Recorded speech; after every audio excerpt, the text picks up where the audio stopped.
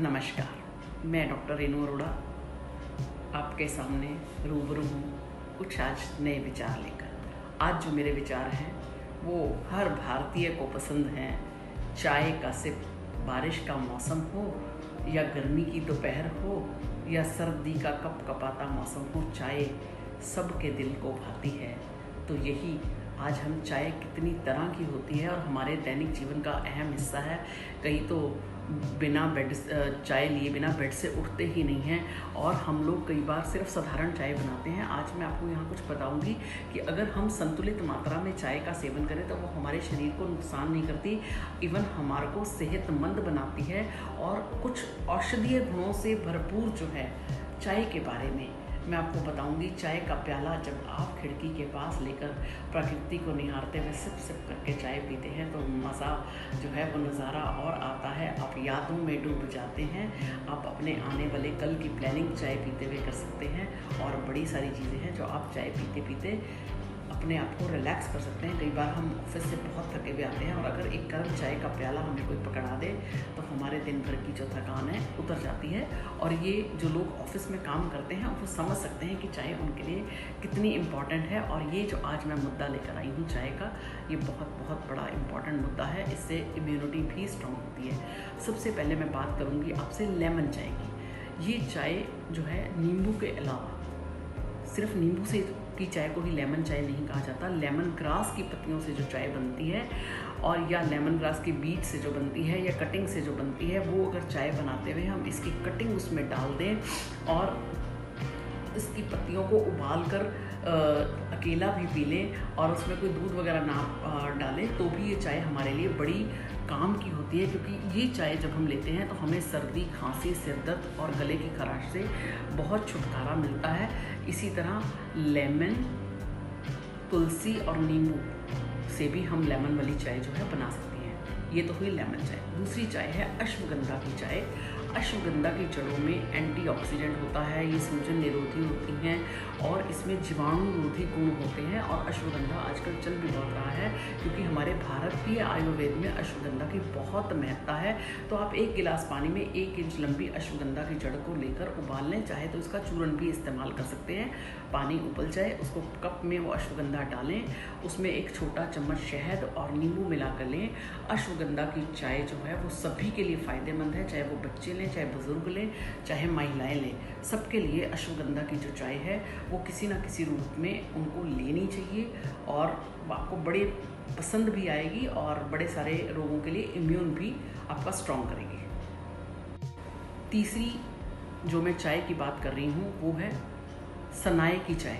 सनाए की जो पत्तियां हैं वो झाड़ी नुमा होती हैं और ये आपको पंसारी की दुकान से कहीं से भी बड़े आराम से मिल जाएगी। सनाए की जो पत्तियों का चूर्ण है वो कब्ज के लिए बड़ा उपयोगी होता है। कई लोग इसको चूर्ण के रूप में लेते हैं। आप इसको चाय बनाकर भी पी सकते हैं। 1 गिलास पानी में हल्का गर्म करें, इसमें सनाए की 4-5 पत्तियां जो हैं वो उबाल लें और जब पीना हो तो उसमें आधा छोटा चम्मच शहद मिला लें। ये चाय आप पियेंगे तो आपको कब्ज में लाभ मिलेगा और बवासीर के मरीजों के लिए भी ये लाभदायक है। क्यों लाभदायक है? क्योंकि जब आपको बवासीर कहाँ होती है, जब आपको कब्ज होती है, तो अगर आप ये चाय सनाए की चाय पियेंगे तो इससे आपको कब्ज में बहुत राहत मिलेगी। अब सबसे बड़ी जो चाय हमारे घरों में पुराने टाइम से इस्तेमाल हो रही है, तुलसी की चाय। विज्ञान खोज कर रहा है कि तुलसी की चाय कफ, खांसी, अस्थमा, ब्रोंकाइटिस से राहत दिलाती है, कफ और बलगम से छुटकारा दिलाती है। इसके पीने से जो है ब्लड शुगर आपकी नियंत्रित रहती है। इसमें एंटीबैक्टीरियल गुण रहते हैं। तुलसी की चाय बनाने के लिए 1 गिलास पानी उबाल लीजिए, इसमें तुलसी की 8 से 10 पत्तियां लेकर उबाल लें। इलायची पाउडर भी मिला सकते हैं। 10 मिनट तक इसे उबलने दें। जब आधा रह जाए उसमें स्वाद अनुसार आप शहद या नींबू का रस मिलाकर इसको पी सकते हैं। और सबसे इम्पॉर्टेंट चाय जो हमारी ज़िंदगी की आती है, मसाला चाय।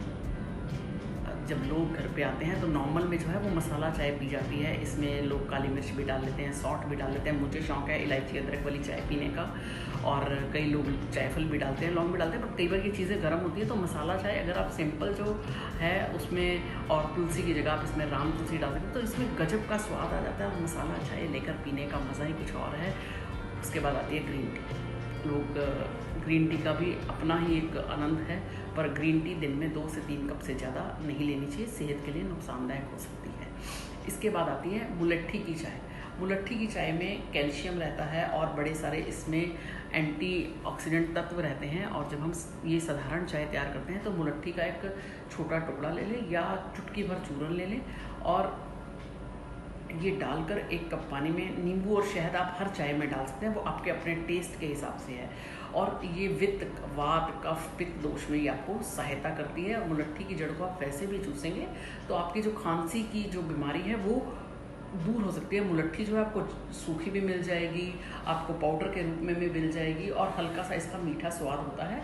तो आप शहद की बजाय इसमें, इस चाय में आप नींबू डालिए। तो ये भिन्न भिन्न प्रकार की चाय थी जिनका स्वाद आप लेकर अपनी ज़िंदगी में आनंद ला सकते हैं, अपनी सेहत को सुधार सकते हैं। तो कई बार छोटे बच्चों को भी हम लोग चाय देते हैं जब उन्हें ठंड लग जाती है। तो ये मैंने चाय के कुछ औषधीय गुण थे जो आपके सामने रूबरू किए हैं। मैंने जो आज आपको बताई लगभग 6 या 7 तरह की चाय के बारे में बताया। हर चाय के अपने अपने अलग अलग गुण और दोष हैं। दोष तो खैर किसी के नहीं है। एक्सेस में कोई भी चीज़ ली जाए तो वो बुरी होती है। इसी तरह से आप काली चाय ले सकते हैं। जिन लोगों को बहुत एडिक्शन होती है वो बिना दूध के चाय ले सकते हैं। काली चाय भी आपको बड़ा अच्छा बेनिफिट देती है। बट सब चीज़ें अगर हम लिमिट में लेंगे, और कोशिश करिए जब भी आप चाय पिए बिना चीनी के पीजिए, उसकी बजाय गुड़ या शक्कर डालिए। अगर आपको बिना मीठे के बिल्कुल नहीं पसंद है, पर अगर मेरी मानिए तो चाय जो है, चाय और दूध हमेशा फीका लेना चाहिए। ये आपको ज़्यादा फ़ायदेमंद करेगा। और अगर आपको मेरी ये वीडियो पसंद आई है तो इसे अन्य लोगों के साथ ज़रूर शेयर कीजिएगा।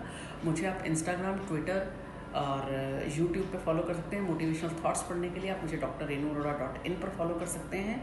और मेरे विचारों को अन्य लोगों के साथ साझा करिए। मैं आपकी फीडबैक को इनवाइट करती हूँ। धन्यवाद।